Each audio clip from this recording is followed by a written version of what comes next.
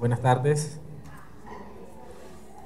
Continuando con la programación y la parte final de este curso, quiero presentarles a la profesora Carmenza Castiblanco Rosso. Ella es la directora del Instituto de Estudios Ambientales de la Universidad Nacional de Colombia, con una amplia experiencia en temas de medio ambiente. Nos va a presentar esta tarde los indicadores de sustentabilidad, opciones de adaptación y mitigación, aspectos distributivos del cambio climático. La doctora Carmenza tiene mucha experiencia en estos temas, así que espero que sea de mucho provecho su presentación en esta tarde. Gracias. Muy amable, ya me escuchan, ¿cierto? Buenas tardes, ¿cómo están?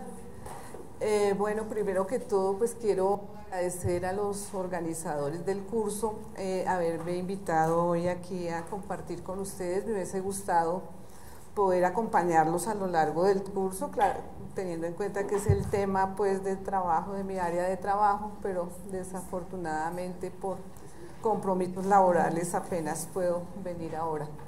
Me han invitado a trabajar sobre estos tres temas, pero me dicen que tenemos unas restricciones de tiempo porque ustedes viajan, tienen que ir rápido, entonces para no pasar los temas rápido vamos a desarrollar con el tiempo que se merecen el tema de indicadores de sustentabilidad, los dos primeros. Y para el otro he pensado dejar un artículo muy interesante que trata sobre esos temas distributivos del cambio climático para que ustedes lo trabajen y lo lean. Bueno, mi experiencia de trabajo aquí en la universidad en el tiempo que llevo trabajando esto de los temas ambientales ha sido más en el área de economía ambiental, ¿sí? Lo que tiene que ver con instrumentos económicos para la regulación ambiental y valoración económica, pero de manera autodidacta de tiempo atrás y con el apoyo de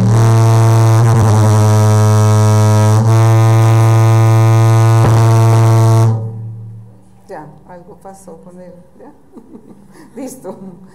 Entonces, nos hemos acercado desde el enfoque de la economía ecológica a estos temas de los indicadores de sustentabilidad ecológica. Claudia, ¿tú me pasas, por favor? No.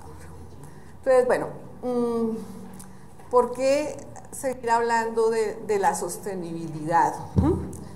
Porque el tema de la sostenibilidad es un tema importante, a pesar de que si existe un término que ha sido usado de manera más fraudulenta y maquiavélica, es el tema del desarrollo sostenible y específicamente la sostenibilidad, ¿cierto?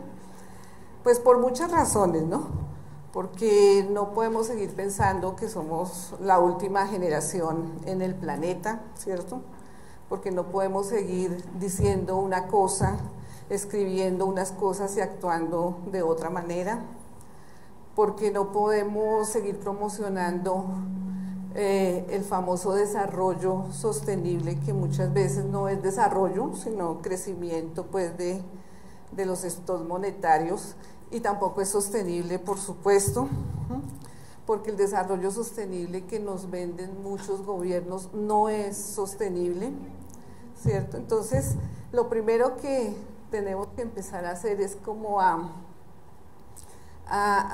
limpiar el lenguaje, ¿cierto? Este tema de la sostenibilidad es un término, digamos que políticamente correcto dentro de y que se ha utilizado como sombrilla para arropar los temas más insostenibles.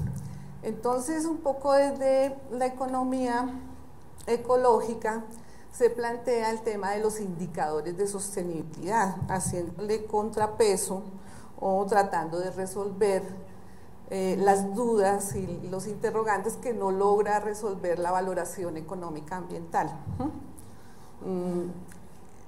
Sigamos. Entonces, la primera pregunta es, bueno, ¿y qué es eso que nosotros queremos sostener? ¿Qué es lo que hay que sostener? Nos preguntamos todos, ¿no? Es el agua, es el aire, son los ecosistemas, es la infraestructura para la producción, son las instituciones, la política, los conocimientos. ¿Qué es? ¿Es todo al tiempo o qué es lo que queremos sostener? Dentro del enfoque que pues les habló esta mañana el profesor Jairo, la economía ecológica hace la diferenciación entre sostenibilidad débil y sostenibilidad fuerte, ¿cierto? Dentro del enfoque de sostenibilidad débil, que dice pues que realmente lo que tenemos que sostener y conservar es el stock total del capital, el capital total, ¿cierto? Que es la suma del capital natural, el capital humano y el capital hecho por el hombre. Que si nosotros hacemos el esfuerzo por mantener ese stock total de capital, no importa que disminuyamos o prescindamos de una de las otras formas de capital, podremos arreglárnoslas para garantizar el bienestar humano principalmente, ¿cierto? Ese es el enfoque de la sostenibilidad débil. Entonces dice, el bienestar humano no depende de una forma específica de capital, puede mantenerse sustituyendo el capital natural por el capital manufacturado, sin excepción, ¿sí? ¿Por qué se manifiesta eso? Pues porque somos optimistas tecnológicos, creemos en las posibilidades que tiene la ciencia, la innovación, la tecnología, y que estos avances en la ciencia y en la tecnología nos van a sacar de los problemas, digamos, de pérdida o deterioro del capital natural.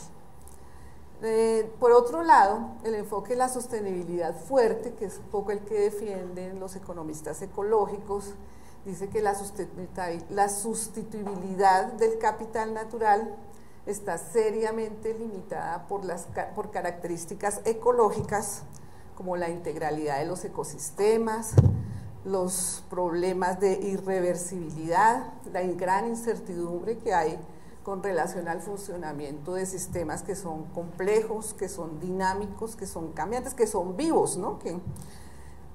Y que en realidad lo que habría que tratar de mantener es esos componentes críticos del capital, que garanticen el equilibrio y la integridad ecológica desde este enfoque.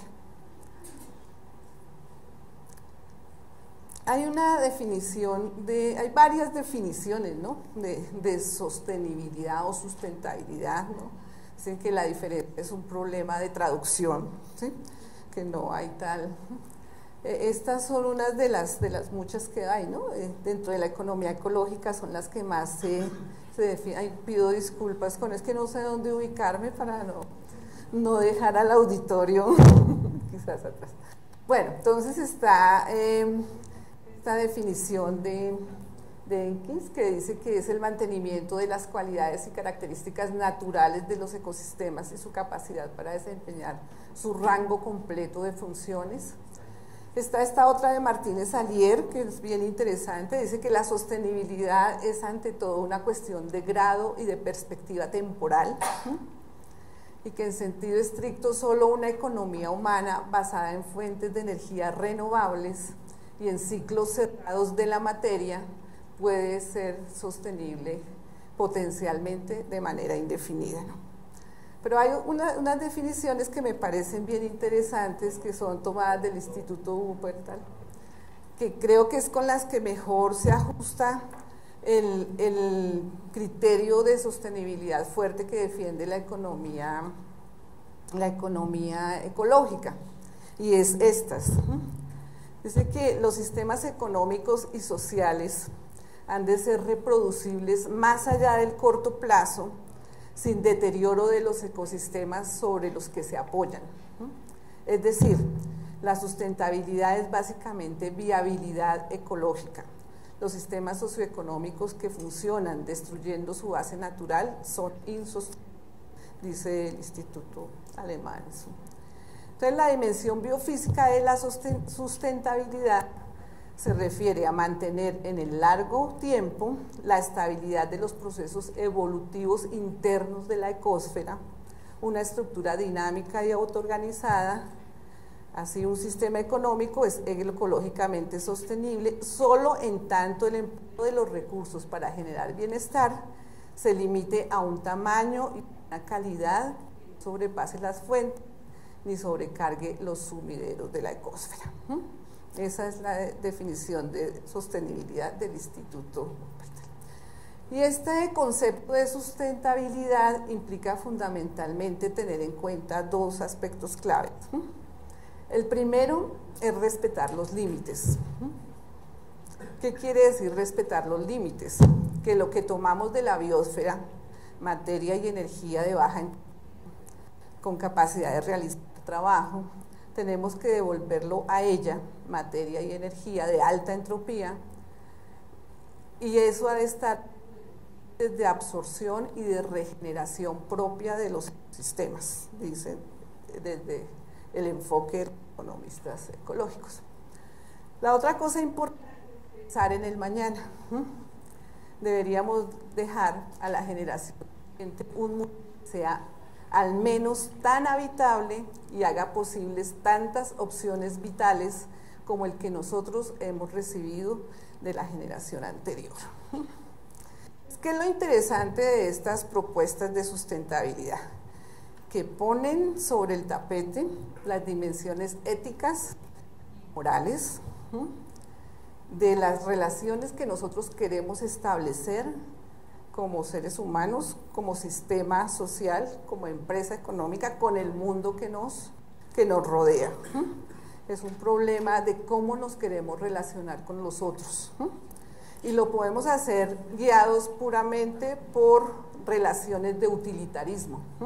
Entonces valoramos y damos prioridad solamente a aquello que nos genera beneficios, que nos genera bienestar, que nos sirve para algo, que nos es útil. Esa es una forma de relacionarse con el mundo muy común. Pero también nosotros somos mucho más que seres económicamente racionales, competitivos, individualistas, todo eso que dicen, somos mucho más que eso, ¿cierto? Entonces también somos altruistas, también tenemos respeto por aquellas cosas que no conocemos bien, también tenemos aprecio, compasión y cariño por otros seres diferentes a los humanos y nos preocupan también las generaciones futuras. Entonces, esa es la connotación. Entonces, un poco dentro de este enfoque de la economía ecológica, se trata de identificar, bueno, ¿qué es lo que se tiene que sostener en el tiempo? Y dicen los economistas ecológicos, son las funciones ecosistémicas identificadas como críticas, que no me voy a detener en eso porque ustedes con los múltiples estudios que ha sacado sistemas del milenio, ¿cierto?, todos los informes de diversas instituciones, es muy claro cuáles son esas funciones críticas. Las funciones de soporte a la vida, las funciones de regulación, ¿cierto?, las funciones fuente, y unas muy importantes que a veces pasan desapercibidas, que son las funciones de provisión, de alimento, de abrigo, de agua, bueno, entonces, y pensando en eso y pensando en cuáles son las preguntas que queremos resolver, porque es que los indicadores dependen de cuáles son las preguntas que nos estamos haciendo y quién se hace las preguntas, ¿no? Como en el tema de la valoración. La valoración, el rumbo que coja la valoración depende de quién valora, para quién valora y cómo lo hace, ¿cierto? Dependiendo de cómo resuelva uno esas preguntas, pues la valoración va para un lado o va para el otro. Eso es fundamental.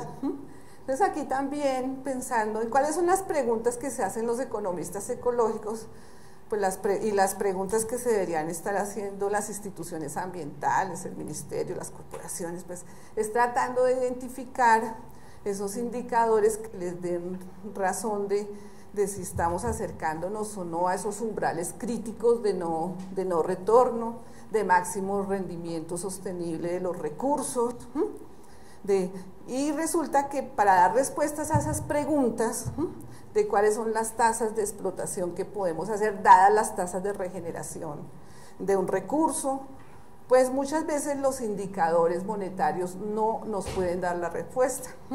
Y no porque los indicadores monetarios estén mal, o sea, que es que no se puede valorar, que no, eso no es, sino que los indicadores monetarios son útiles para dar respuestas a unas preguntas, pero a esas que les estoy mencionando, no, porque no están hechos para eso, ¿sí? No fueron pensados para resolver estos tipos de preguntas sobre los límites ecológicos y biofísicos, que es lo que nos interesa.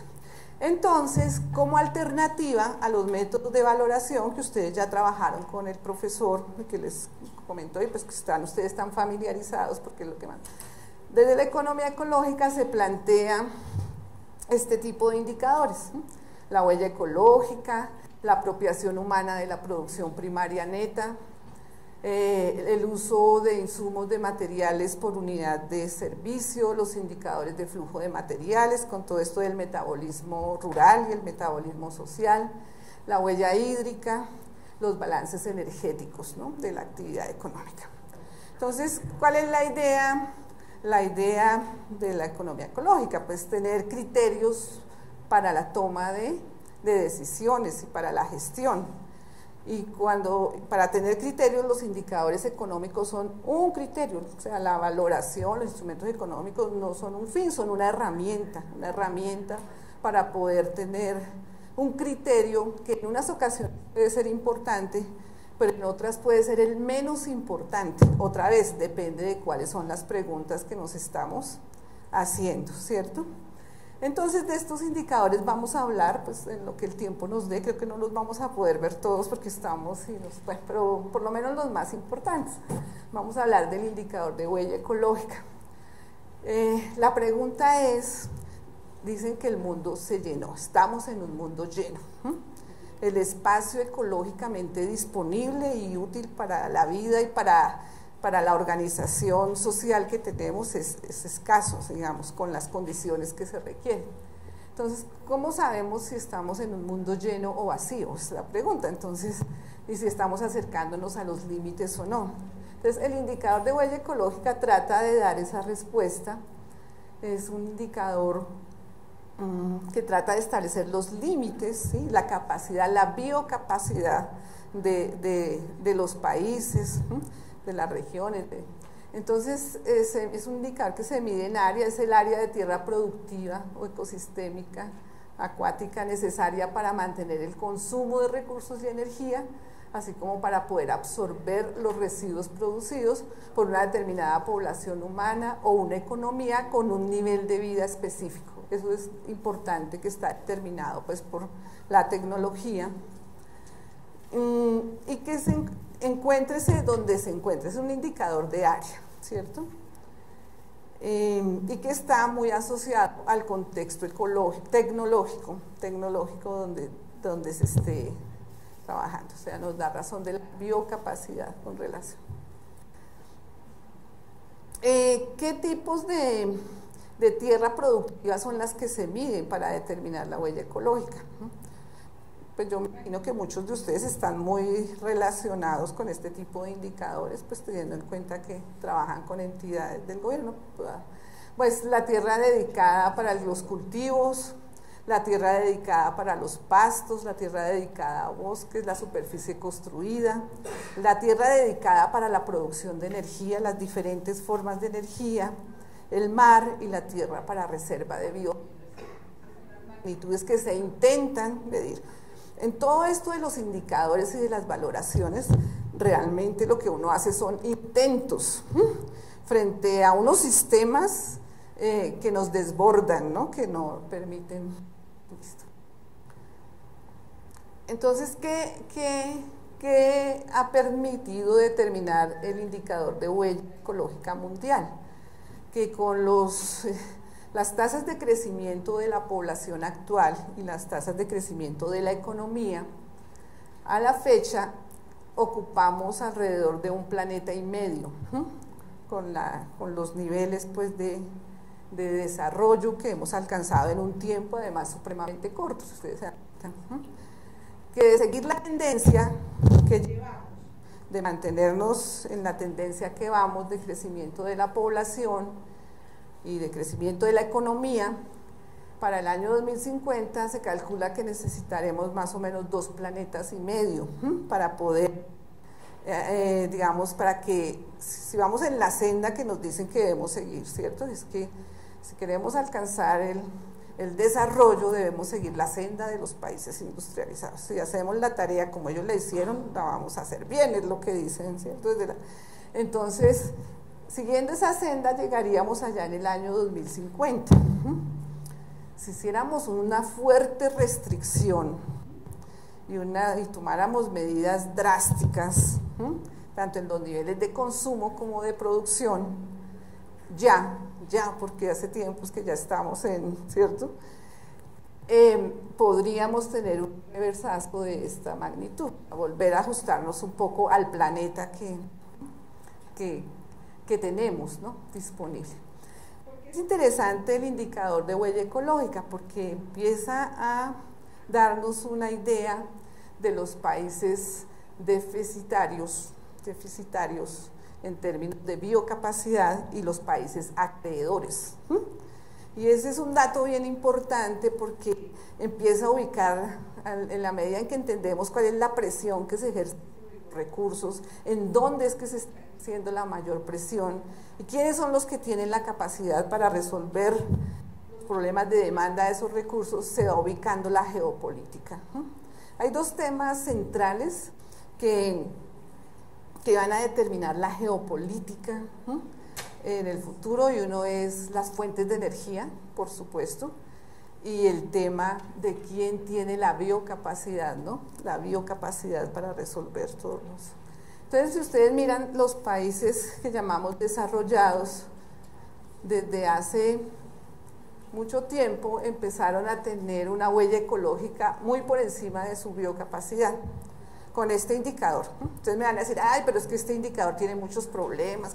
Claro, como los tiene la valoración económica, como los tiene, porque son indicadores pues que se hacen en unas condiciones pues de información y de incertidumbre y condiciones limitadas de información, pero el objetivo tampoco de estos indicadores es alcanzar niveles de precisión ni de exactitud ni acercarse a valores, sino dar una serie de señales, de señales que nos permitan poder ubicar como en términos gruesos, en ocasiones burdos, pero eso no es solo con los indicadores ecológicos, lo pasa mucho con los indicadores económicos, podernos dar una idea de dónde estamos, ¿no? Entonces, como ustedes ven, este es el comportamiento que han tenido los países como Japón, China, India, Alemania, Rusia, que tiene... Aquí es que no hay la información, no es que es de ahí, no tenemos la información para años anteriores. Canadá llama la atención, Canadá tiene un comportamiento similar al de Rusia, su biocapacidad está por encima de la huella. Sigamos. Entonces, bueno, todos estos países, pues, a la fecha son países deficitarios en términos ecológicos. Vamos con algunos países del trópico latinoamericanos, ¿cierto? Países de latinoamericanos, y vamos a mirar algunos de los países del trópico, Indonesia, Malasia. Y es el caso, fíjense que todos los países latinoamericanos, con excepción de México, pues al 2011, pues somos países, ¿cómo los llamamos? Los unos son deficitarios y los otros son acreedores, acreedores, pero miren cómo va evolucionando su capacidad de proveer bienes y servicios. Va con una tendencia a la baja bastante pronunciada. En el caso de Ecuador, por ejemplo, ya la biocapacidad cubrió el caso de Chile también, y México pues desde el año 81, de los años 80, según estos datos, empezó a estar la huella por encima de la capacidad. Entonces, la otra, por favor. Miremos, por ejemplo, el caso de Indonesia, Malasia, los países africanos, República Democrática del Congo, Angola. Miren lo que ha pasado con estos países ricos en biodiversidad, porque es el caso de Malasia, de Indonesia, de Tailandia, países del trópico con características muy similares a las nuestras, y esa es la situación de estos países. Mucho de esto lo explican los cultivos de gran plantación, de palma africana, esa es la explicación de este cambio, y también explotación minera y demás, ¿no? Pues, pero sobre todo tiene que ver con la agricultura comercial de gran plantación. Entonces, lo interesante de este indicador y de este análisis es que a partir de este indicador, por ejemplo, los países de la CAN han empezado a reunirse, ¿cierto?, para diseñar estrategias para ver cómo los países acreedores, pero que tienen esa tendencia a la baja tan marcada en su biocapacidad, empiezan a diseñar estrategias para poder mantener por lo menos estable el nivel de uso y de sobreexplotación pues, que vienen haciendo de los recursos. Y los países deudores pues también se alinean, ¿cierto?, para ver cómo pueden negociar con los países acreedores, ¿no?, a través de todos estos mecanismos que ustedes conocen muy bien, mecanismos de red, de MDL y demás que permitan, porque sin duda la huella principal, lo que tiene más peso en esto es la huella ecológica, es la huella del carbono. 50% de esta huella está determinada por la huella de carbono. Entonces, esa es la situación global. Cuando ya se unen las huellas de los diferentes países, resulta que desde los años, de la década de los 70 casi, el mundo en general, o sea, la capacidad, la biocapacidad empezó a estar por debajo de la huella que generamos con los estándares de vida y los niveles de producción que tenemos. Sigamos. Y lo más importante es que resulta, si ustedes ven en el año 61, la biocapacidad que era usada en el mundo era del 63%, y solo 20, ¿cuántos años después? Bueno, como 40 años, la biocapacidad usada es del 151% en el mundo, pero con el agravante de que el 80% de la población mundial vive en los países que tienen problemas de, o sea, que son países sí, que están por encima de su biocapacidad, ¿cierto? Están ubicados en esas regiones. O sea, los países que son ecológicamente acreedores, como lo vimos por la tendencia que tenemos, son cada vez más escasos, son más escasos. Entonces, sigamos. Bueno, parte de la huella ecológica es la huella de carbono. La huella de carbono, como les decía, constituye, si en este gráfico se ve bien, de la huella total ecológica, el 50% está dependiendo de la huella de carbono. El término pues se utiliza como una abreviación para tratar de estimar la cantidad de gases de efecto invernadero, generalmente expresados en toneladas equivalentes de carbono, que se emiten por efecto directo e indirecto. Los emite un individuo, una actividad, una organización, ¿cierto? Se puede medir la huella de carbono a ese nivel para un individuo. Y se traduce al final, o sea, uno de los componentes claves de la huella de carbono se traduce como el área de bosque que se requeriría para secuestrar ese dióxido de carbono equivalente. Sigamos. Estas son, uno entra a la página de la huella y aparecen todos estos indicadores que tenemos acá. Como ustedes ven, la huella de carbono de los Estados Unidos en 2004 es de 26.4, mientras que la de un país como Colombia es 3.1, por eso países de biocapacidad. Y lo mismo pasa con la mayoría de países de Latinoamérica. Tenemos una huella de carbono muy por debajo de... Sigamos. Pero lo interesante de revisar acá es eso que nosotros creemos que es normal. Nosotros creemos que vivimos en un mundo normal, y que lo normal es a lo que le estamos apostando, y que eso es lo normal, porque pues la mayoría pertenecemos a la era de los últimos 50 años, donde precisamente se ha dado ese acelerado y vertiginoso crecimiento, no solamente de la población, sino de la economía y el desarrollo pues de la tecnología, desarrollo. Pero lo interesante es que fíjese cuál ha sido la tendencia en la tasa de crecimiento de la población a lo largo de la historia humana. Por eso este salto que se ve y que se ve con gran énfasis desde el siglo XIX, este salto es completamente anómalo. Eso no es lo normal.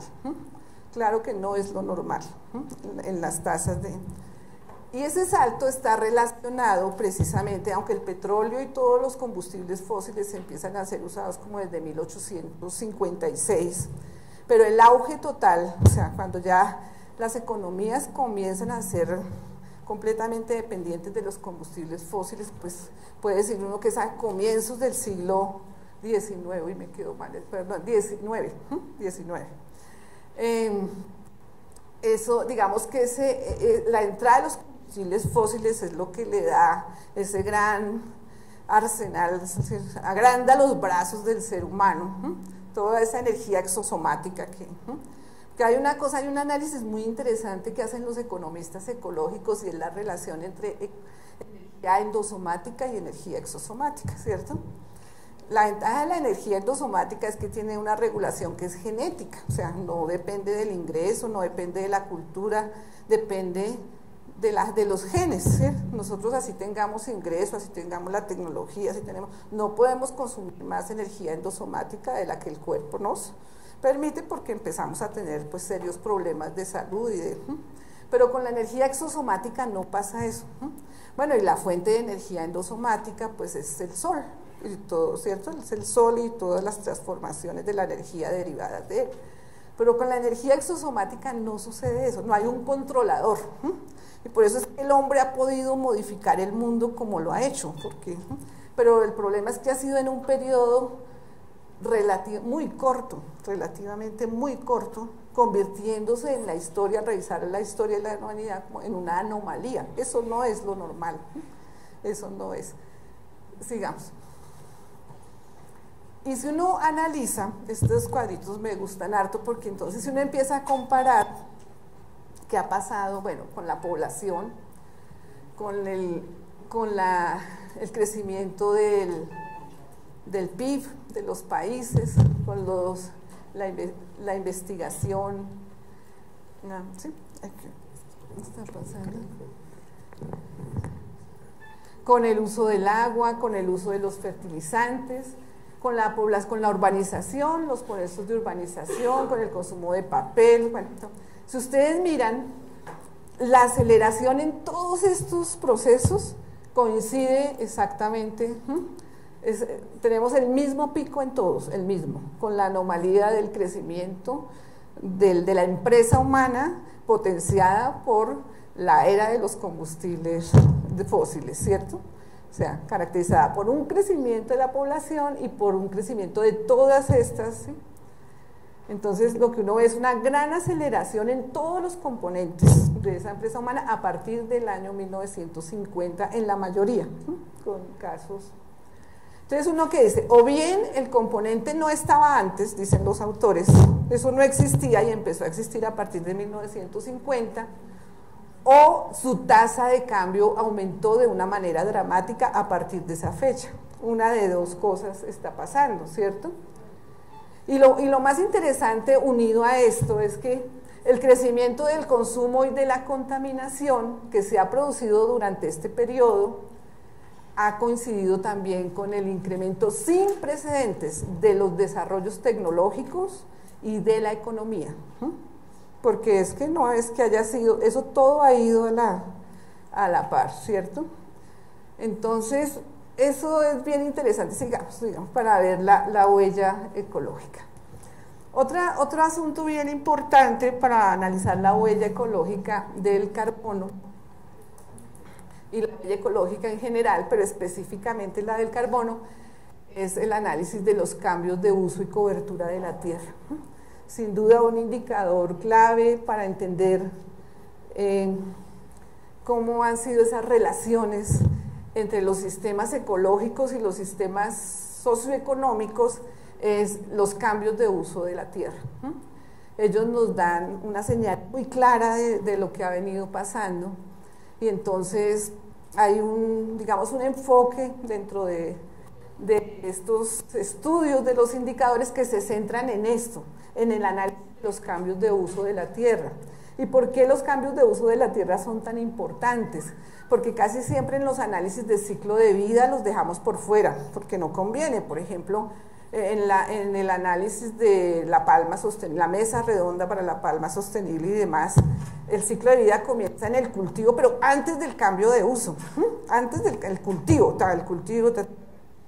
¿Por qué no se tiene en cuenta el cambio de uso? Porque es que en el cambio de uso es donde se pueden generar, dependiendo qué se cambia, por qué, se puede generar la mayor cantidad de emisiones de gases de efecto invernadero.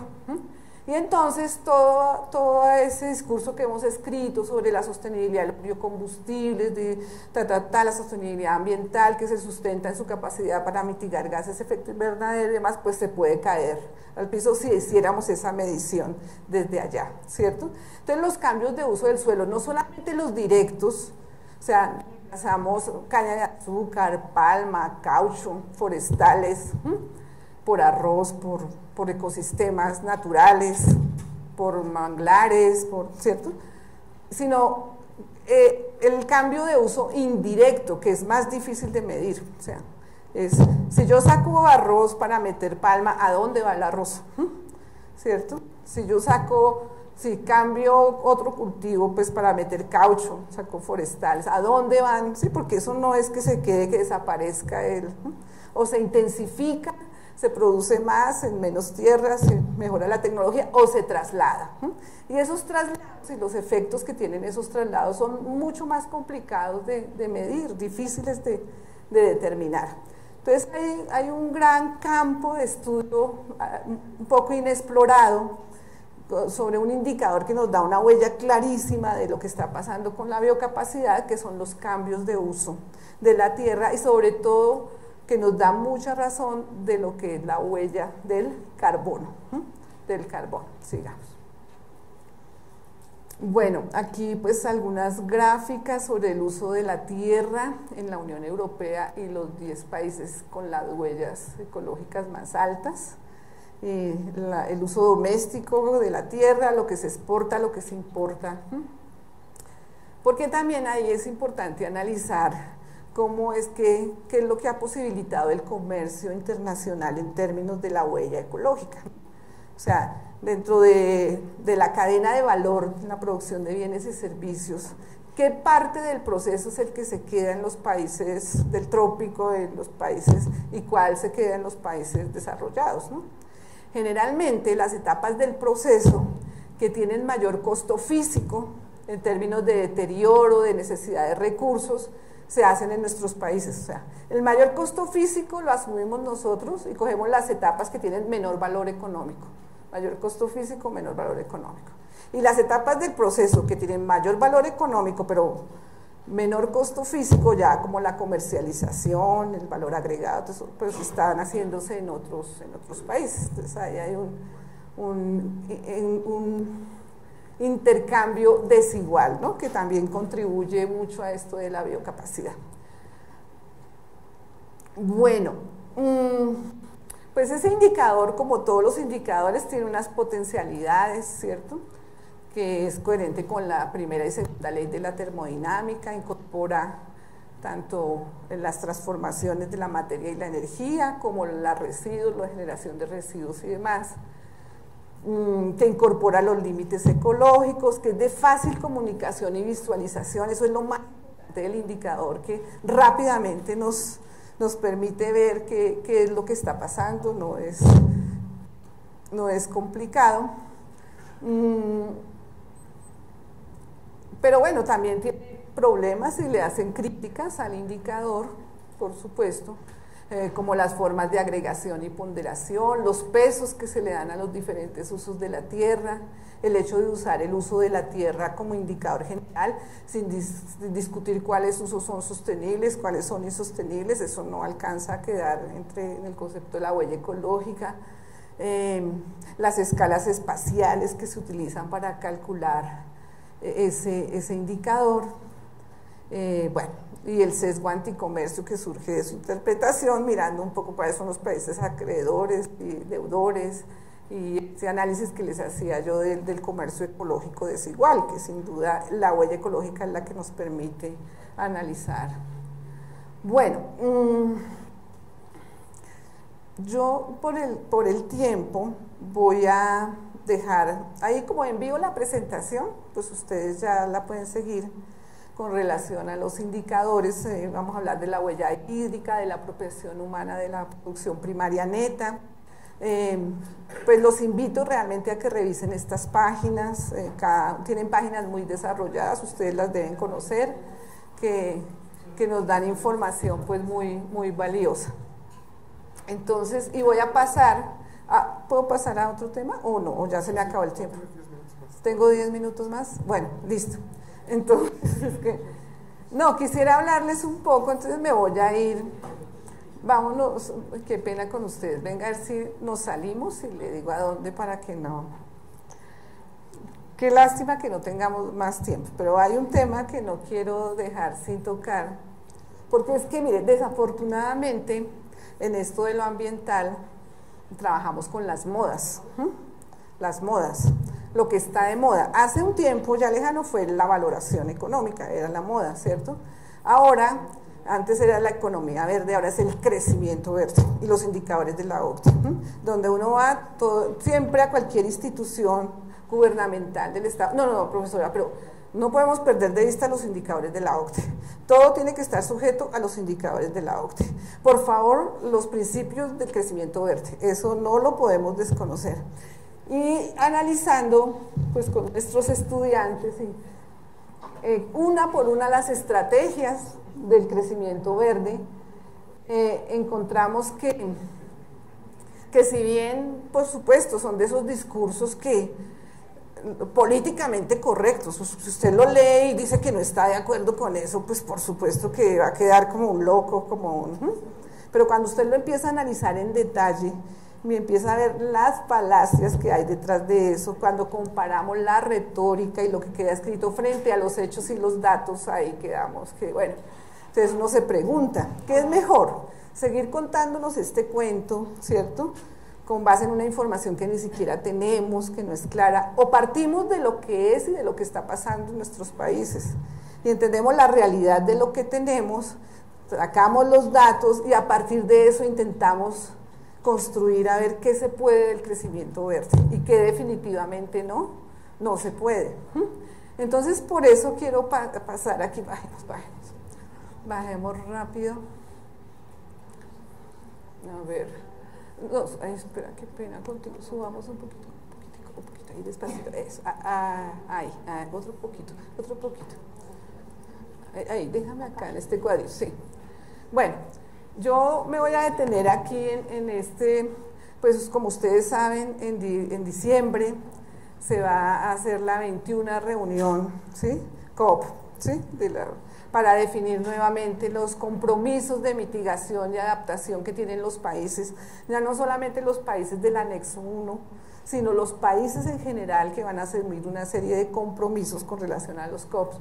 Y muy bien intencionadamente los ministerios y los funcionarios de los ministerios pues han hecho una agenda tratando de identificar las oportunidades de mitigación en varios sectores, ¿no? La agricultura, la industria, entonces reducción de la deforestación, restauración ecológica, las plantaciones forestales comerciales, los sistemas agroforestales, las mejores prácticas de fertilización, la ganadería sostenible, el ordenamiento del territorio, listo. Y así sucesivamente, pues no las voy a leer todas, pero hay una serie de muchísimas medidas que se traducen en buenas intenciones que tenemos para tratar de acogernos a estas oportunidades de mitigación que se han identificado para los países. Pero, y lo mismo pasa con las medidas de adaptación, ¿no? Tenemos siete propuestas de medidas de adaptación. Yo les envío para que ustedes la miren. Bueno.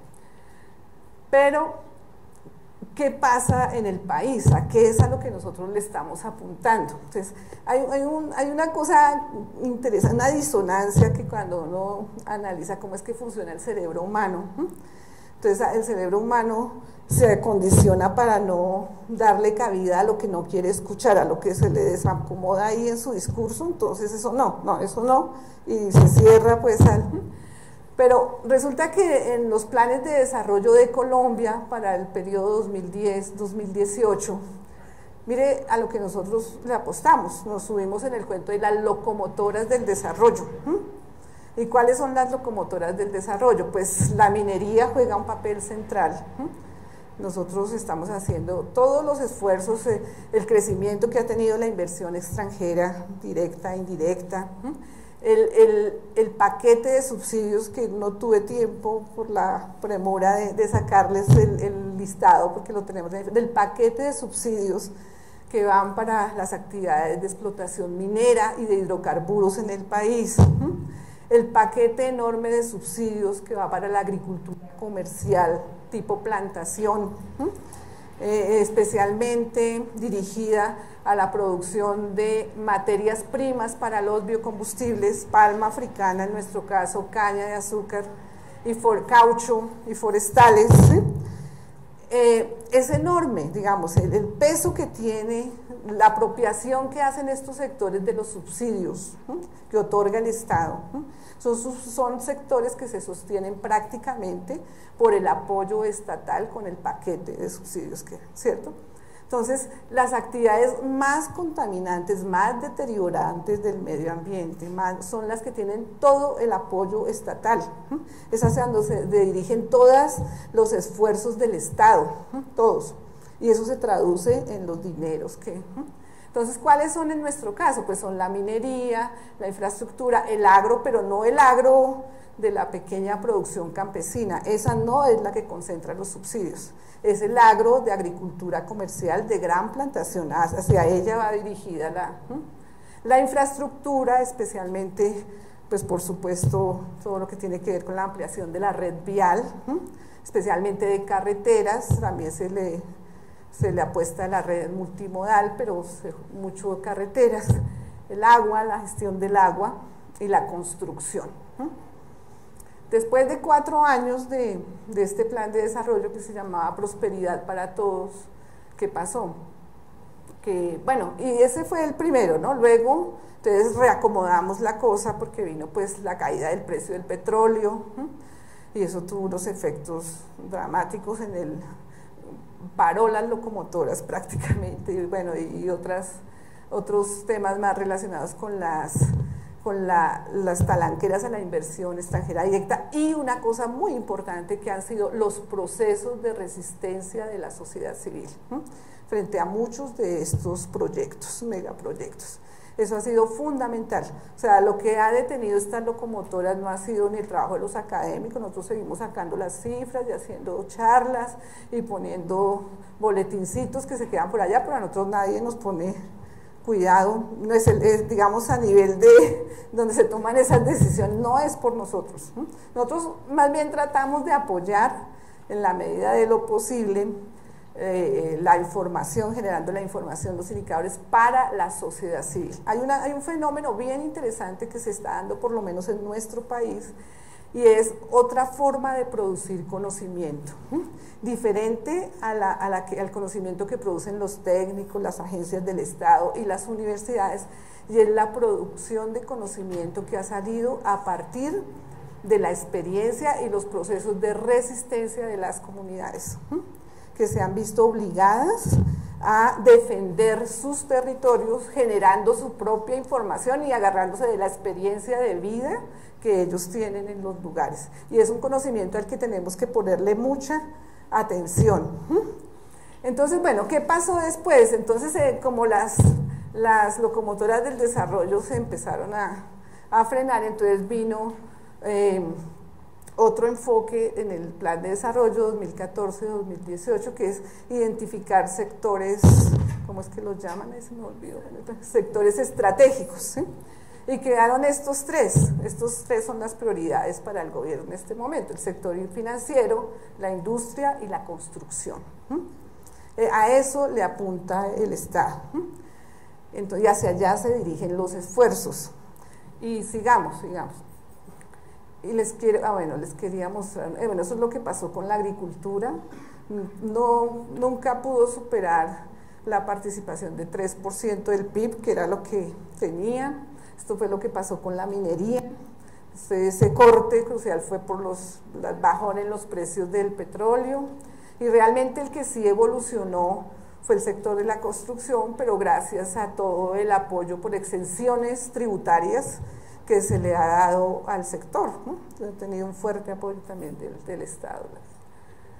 Bueno, sigamos, porque, bueno, devolvámonos. Esto también me parece muy importante para que ustedes vean los hechos frente a la retórica que tenemos. Miren cuál es la evolución de la participación del Sistema Nacional Ambiental en el presupuesto general de la Nación.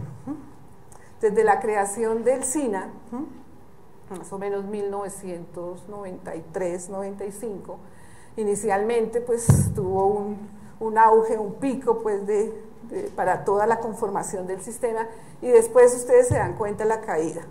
Y de ahí nunca se ha logrado levantar. El presupuesto general de la Nación que se asigna al Sistema Nacional Ambiental no supera el 0,3%. Para un país con la diversidad, la extensión y los conflictos ambientales que nosotros tenemos.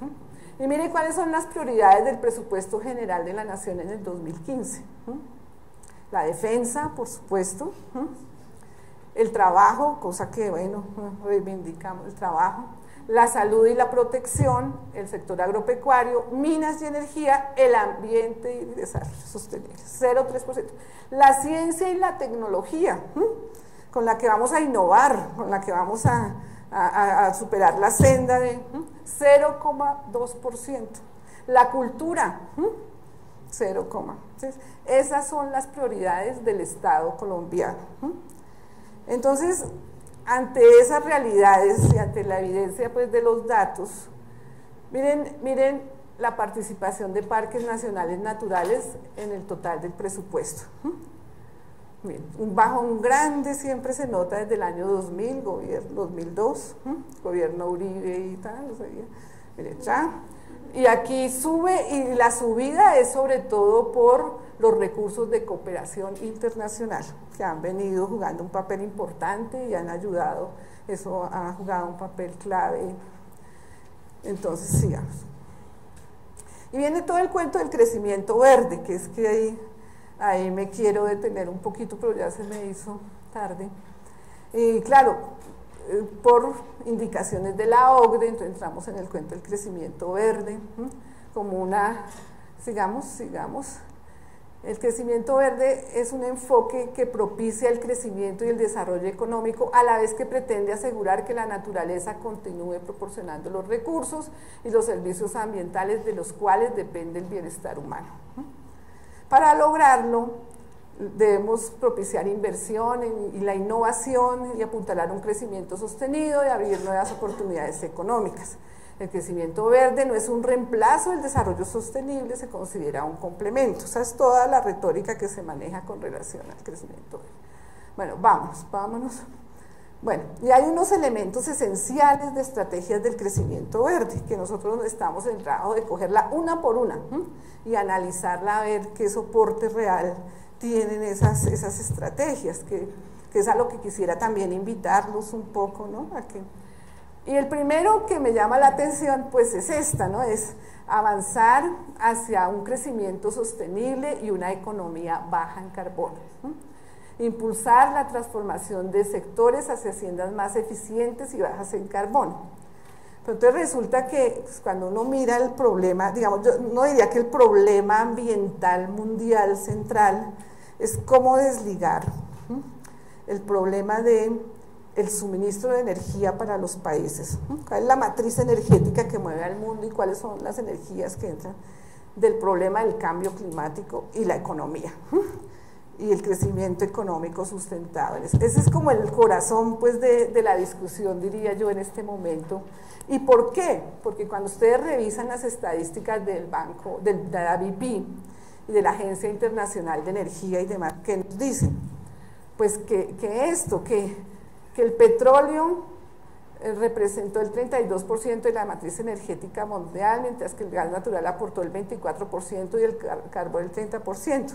Y que para el año 2060, tanto el petróleo como el carbón y como el gas natural, especialmente el gas natural, van a tener un peso muy grande en la matriz energética mundial, van a seguir siendo la energía que mueve al mundo. Entonces, ¿cómo hacemos para hablar de la economía baja en carbono? ¿De dónde la podemos sacar? Entonces, la energía es en este momento el centro del problema ambiental. El ambiente, dice este director de la escuela, de este centro de investigación, dice, la energía es el centro del problema ambiental. El ambiente está en el centro del problema energético. Resolver el dilema energía, economía y ambiente es el núcleo del problema del bienestar sustentable, tanto para las naciones industrializadas como para las de desarrollo, ¿cierto? Ese es el núcleo del problema. Entonces, ahí es donde, bueno, ¿cómo hacemos, cómo resolvemos lo de la economía baja en carbono, si en el país, un país como el nuestro, le apostamos a sacar la última gota de petróleo que hay, la última tonelada de carbón, y vamos a ir con fracking a buscar? Entonces, ¿cómo?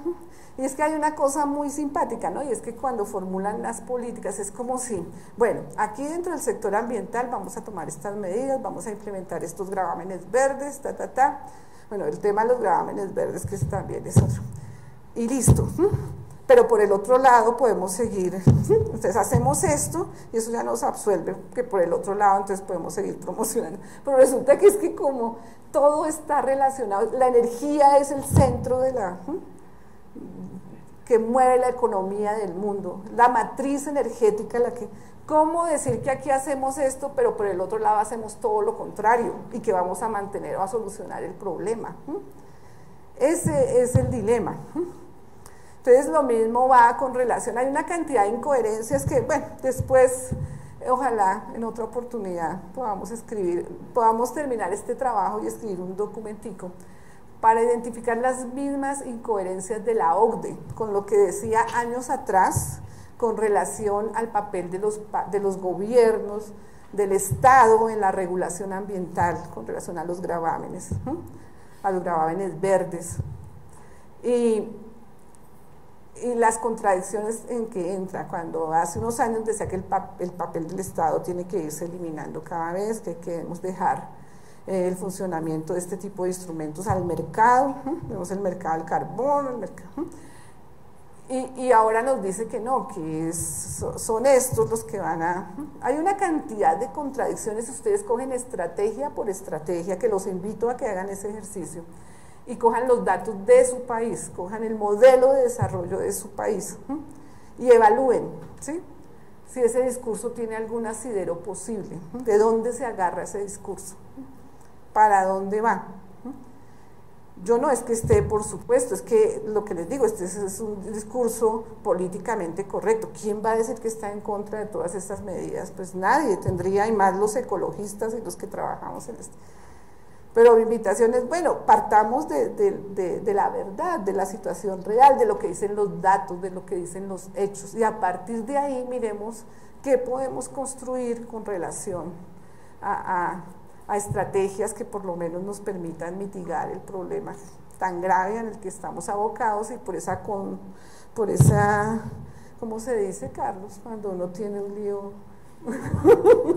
que no quiere oírlo, entonces, bueno, pues muchas gracias por escucharme, y bueno, espero que en otra próxima oportunidad nos comuniquemos. No les pude presentar todo porque si no, no alcanzamos a lo más importante, que es el vino, los diplomas y los fases. Entonces, bueno, gracias, mi amor.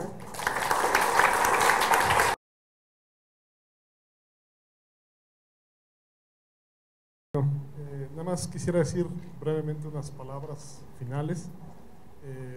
Yo creo que la parte conceptual de lo que hemos tratado de hacer estos días, yo creo que en particular en el tema de cambio climático, si vemos las fases que ha ido pasando el tema, es haciendo un poco una caricatura, vemos cómo pasamos de toda esta discusión de ciencia natural, de si existía el cambio climático o no existía el cambio climático, a darlo con una alta probabilidad como un hecho en el mundo. Pasamos posteriormente a tratar de identificar las causas del cambio climático y los impactos del cambio climático en lo económico, lo social y lo ambiental. Y crecientemente observamos en nuestros países una discusión más intensa sobre cuáles son las políticas públicas que derivan del cambio climático, tanto en adaptación como en mitigación, y crecientemente ahí empieza a haber esta discusión. Hoy se viene la presentación aquí en la tarde y en estos días en la discusión, que también depende de un estilo de desarrollo, ¿no? Esto es el desacoplamiento entre la parte del crecimiento económico, la parte de consumo de energía, de emisiones, implica modificaciones sustanciales a nuestro estilo de desarrollo. Y creo que hoy en día en nuestros países, aquí se mencionaban varios casos, para el caso de Colombia, pero en realidad lo podemos ver en general en toda América Latina. Se ha ido desarrollando, quizá en las últimas 2 décadas, una institucionalidad importante en términos de cambio climático, en términos de comunicaciones nacionales, de inventarios de emisiones, y crecientemente políticas públicas aplicadas a estos temas, que empiezan a agarrar mucho más fuerza al volverse mucho más transversales, porque uno empieza a descubrir que estas políticas públicas tienen que ver con agricultura, con energía, con industria, con agua, etc. Creo que hoy en día América Latina tiene mucho más presente esto, y en ese contexto queríamos dar este curso, tratando de ver que si bien la economía representa una opción interesante para poder identificar mejor estas políticas públicas, no necesariamente hay una sola economía, ¿no? Que estos debates que se presentaban en estos días, no hay, ya lo ponía ayer Felipe, cuando decía, bueno, en realidad para un economista el punto óptimo de contaminación puede ser pero en realidad ese costo, ya hay un costo implícito en ese nivel, no es cero el costo, ¿no? Creo que hay diferentes posiciones que tienen que ver con discusiones ideológicas, morales, éticas, de visión de la economía. Y creo que hay que reconocer esto cuando tratamos de analizar la parte de políticas públicas. Es nuestra intención un poco de abrir el abanico para todos ustedes de las opciones que hay, desde economía ambiental más ortodoxa, economía ecológica, etcétera, y que vean que en todo caso, todas estas interpretaciones de lo que está sucediendo tienen consecuencias de política pública relevantes. Yo tomaría quizá el caso que mencionaban al final ahora la profesora. Yo diría que uno podría, por ejemplo, en nuestros países hacer un diagnóstico, no en todos, pero en varios de nuestros países, decir que buena parte del auge reciente se basó en una sobreexplotación de recursos naturales renovables y no renovables, y que buena parte de la caída que enfrentamos hoy en el dinamismo económico se debe en parte a la caída de los precios internacionales de estas commodities. Y bueno, cuando uno lo traduce eso a política pública, en realidad, desde la parte macro uno podría pensar, bueno, una opción rápida ante la recesión económica que estamos viendo en algunos países es tratar de aumentar la parte de la demanda agregada y acelerar el ritmo de crecimiento económico. Pero eso también, como ya mencionan ahorita en la tarde, puede traer un riesgo adicional, ¿no? Que es, en realidad, para mantener esa nueva expansión fiscal, se requieren más recursos fiscales que pueden provenir en buena parte de los recursos naturales renovables y no renovables, y por lo tanto de una sobreexplotación de estos recursos. Y por lo tanto, bajar de alguna manera los estándares ambientales, laborales, etcétera, ¿no? Yo creo que esas dos visiones, por ejemplo, se enfrentan en términos de política pública, tienen que ver con la discusión de lo que está pasando hoy, y no quisiera evidentemente tomar partido hoy por ninguna de estas dos, pero es para mostrarles que estos diagnósticos que se hacen de la política pública o desde la política pública tienen consecuencias directas de política aplicada. Quería nada más comentar, bueno, además de agradecer a la Universidad Nacional de Colombia prestarnos las instalaciones, ser muy generosos con su personal docente, también los alumnos que participaron, etcétera. Comentarles que, bueno, en esta intención el programa Euroclima en el componente CEPAL tiene intención de seguir profundizando estas discusiones en términos de la política pública, de lo que se puede hacer en términos de análisis económico que sirva para elaborar estas políticas públicas, ir consolidando grupos técnicos en cada uno de los países o apoyar al fortalecimiento de estas capacidades técnicas.